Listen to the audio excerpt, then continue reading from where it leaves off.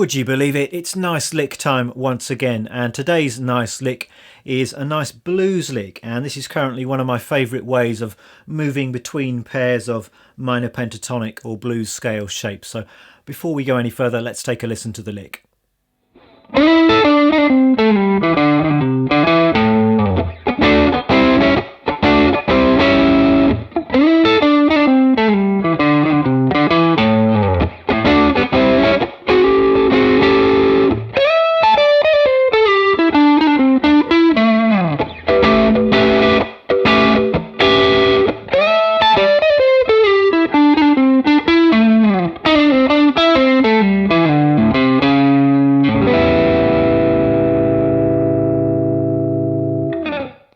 So there we have it. I love the way this lick flows and descends down the fretboard. It's a really interesting one, rhythmically speaking as well. And if you've seen any of the lessons in this series before, you know how it works. I'm of course going to show you the lick, but I'm also going to talk a little bit about theory, a little bit about scales, and that way you can come out of this lesson not only knowing this great lick, but you're also going to understand how it works and then how to come up with your own variations on this idea. So let's take a look at the lick. So we're in the key of A for this one, and the way I think about this lick is that we're connecting a pair of positions or patterns of the A minor pentatonic or A blues scale. So it's going to be helpful for this one if you know and can visualize these minor pentatonic scale shapes. I think most of you are going to be familiar with this one. That's just our standard A minor pentatonic scale shape. I think most people would refer to that as pattern or position 1. I know that some teachers and some players have slightly different names for these things. Ultimately, it doesn't matter what you call them as long as you understand what they are and are able to use them. But I would tend to call this pattern 1 A minor pentatonic. You sometimes refer to that as the E form as well if you're thinking in caged terms. And then the next pattern along the neck is position 2. So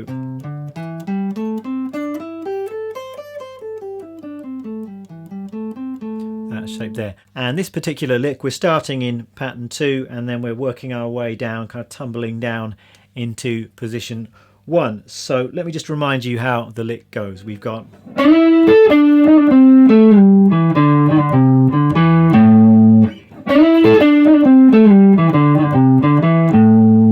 we're starting off like this. So I'm sliding up to the 9th fret on the G, and then I'm playing this A note at the 10th fret on the B string. So it's E to A, and in terms of the function of those notes, this is the 5th, and then we're hitting the root note here. And then we've got this.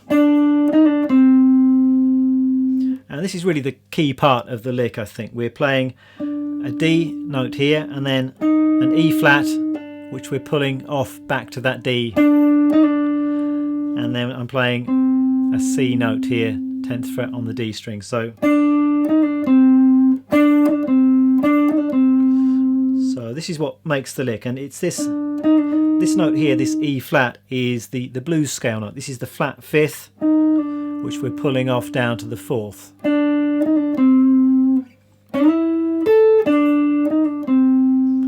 Then this is where we're moving down to pattern 1, and we're doing that with a slide. So I'm sliding with my first finger an A down to a G. Then I'm playing 7th fret on the A string, and then really I'm playing the same move that we played here, an octave lower. So we've got D, E flat, pulling off to D and a C. And then the phrase is finishing like this. I've just got D, E, resolving to the root. So all of that put together slowly.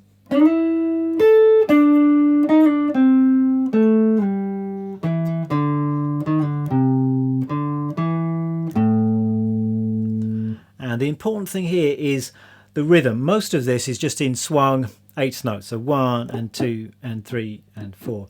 But it's just that little flutter between the flat 5th and the 4th which disrupts that rhythm slightly. So we've got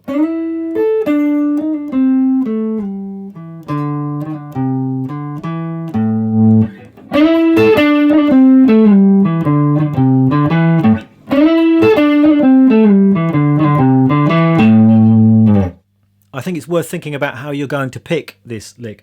I think if you want to play it at any kind of speed, if you want to have it flowing nicely, then it's important to have your picking hand worked out. I don't think there are any rights or wrongs here, but I'll just take you through how I'm doing it, and you can see if that works for you, or see if there are some other things that you prefer. So I think what I'm doing, I'm starting with a downstroke, and then on that A I've got an upstroke, then I've got a down, and then an up, a pull off, and a down. So in particular, I think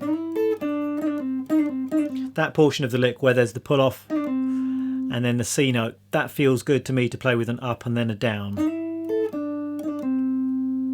And then the lick continues with an upstroke there with the slide. It's because that's on an upbeat.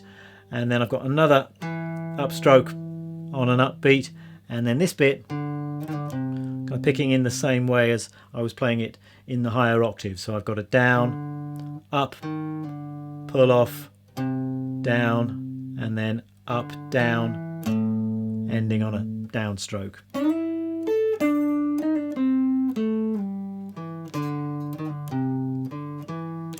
And for me that flows nicely.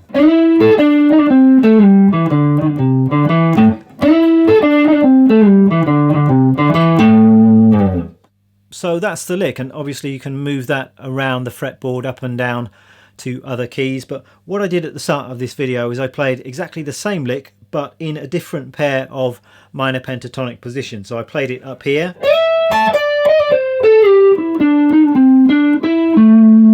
so this is exactly the same lick, but here I'm thinking about pattern 5 and pattern 4 of the A minor pentatonic, or the A blues scale. So just a reminder of those shapes. Pattern 5 is this one.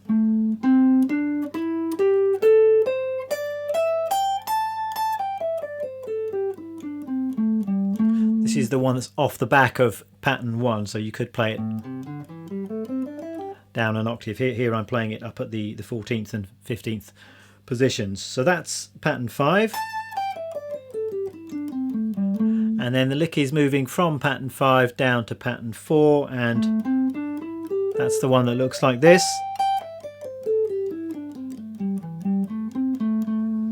So in cage terms, this is the A form, and pattern 5 is the G form. So try and visualize those shapes, and then the lick is going to make a bit more sense. But in terms of notes, in terms of the function of the notes, this lick is exactly the same. I'm starting like this.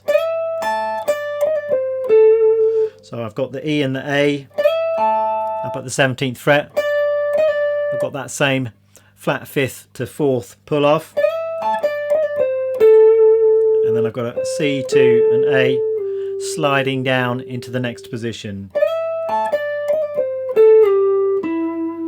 I've got an E note there, 14th fret on the D, and then it's the same thing in pattern 4. So we've got that little flat 5th to 4th pull off and resolving to the root.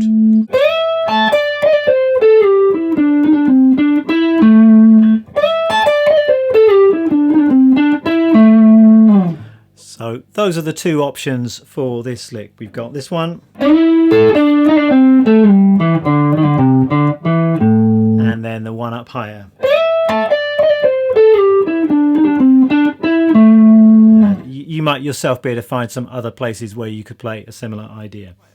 So there we go, it's quite a versatile lick.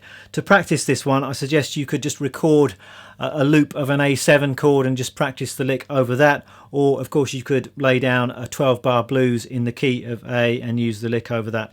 It's really not a chord specific lick, this one, so it's going to work over the 1, the 4 and the 5 chords in a 12-bar in A.